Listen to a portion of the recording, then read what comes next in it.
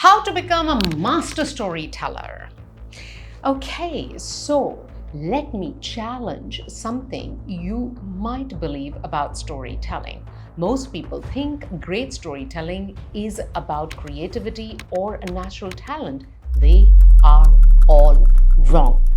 If you want your communication skills to be more effective and your stories to be impactful, you need to learn how to tell stories differently.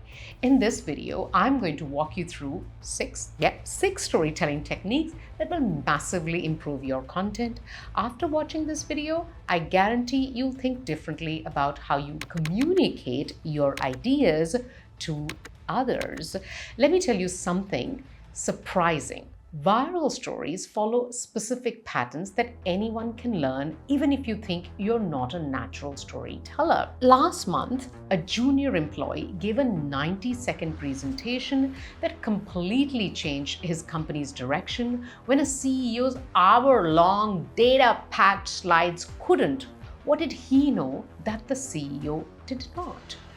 In my 11 years of experience in corporate storytelling, I have analyzed what makes a story a spread, and today I'm revealing the exact blueprint that turns ordinary messages into stories people can't stop sharing, or in other words, viral stories.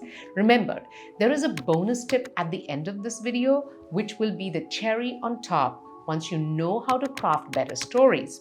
Okay, so let's start with technique number one. The first technique is let's call it the story dance. All great stories move back and forth between context and conflict. You give a little context, the characters are on a mission, they're doing something, then, oh no, here comes the conflict.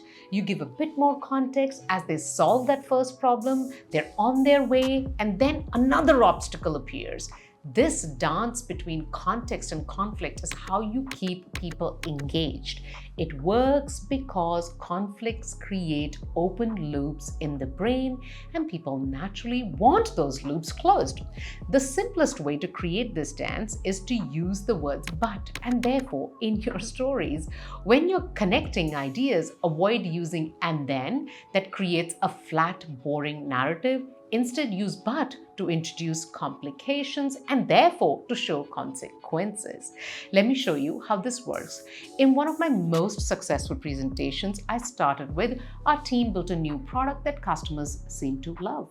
But then we discovered a serious flaw in our own design. Therefore, we had to completely rethink our approach. But this led to an even better solution. Notice how each but and therefore creates a turn in the story that keeps you wondering what happens next. That's the power of a story dance. Technique 2. The second technique, okay, let's just call it story rhythm because first was story dance. There's a natural pacing to great stories that keeps people engaged. The mistake most people make is using sentences that all sound the same length. When every sentence follows the same pattern, people get bored subconsciously.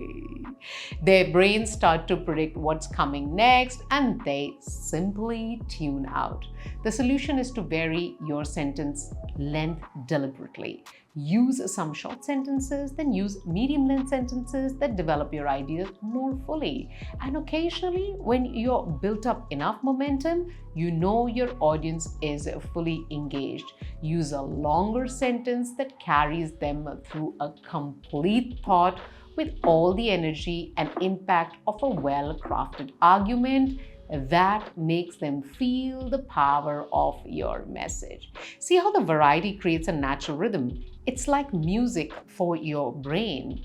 When you're crafting your next story, look at your sentences. They all end up at about the same point on the same page. You need more variety. Mix it up with story, punchy statements, and longer flowing ones. Let's move after story dance, story rhythm, to the third technique. The third technique is just conversational sort of tone. The most successful communicators sound like they're talking with you, not at you. Think about people whose content you love watching or listening to. They probably feel like Friends having a conversation with you, not professors giving you a lecture. The easiest way to develop this skill is to imagine you're explaining your idea to one specific friend, not a group. I often just see one friend when I'm trying to present, just one person you're comfortable with.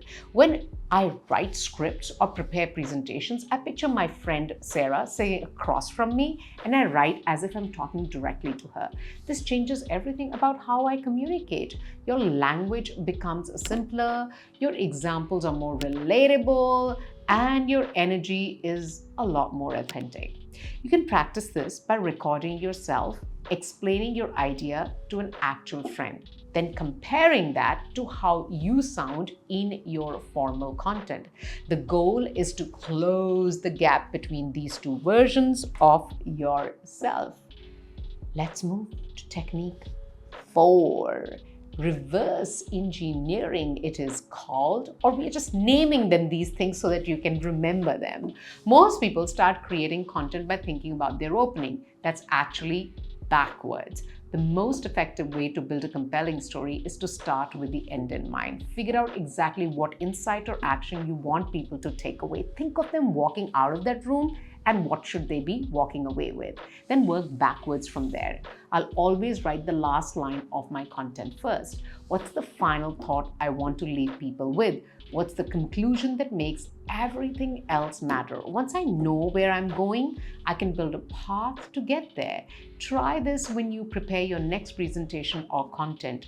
Write your conclusion first, then your opening, then fill in the journey between them. Let's move to technique 5. The 5th technique is just having a unique perspective. In today's world, finding an interesting topic isn't enough. You need a unique angle on that topic. Think of it like this. Information is a beam of white light. Everyone sees the same thing. But when you put your unique lens in front of that light, it creates colors and patterns that no one else can show.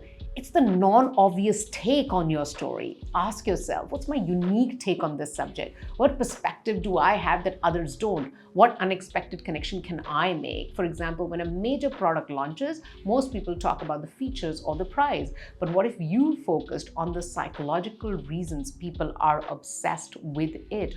Or the supply chain innovation that made it possible? Or the cultural significance of its design? The more specific and unexpected your lens, the more your content will stand out in a crowded space. The most non-obvious take of the story. Let's move to the final technique, the visual hooks. This is the bonus tip. And of course, the final one, as I said, this is especially crucial for video content, but the principle applies to all communication.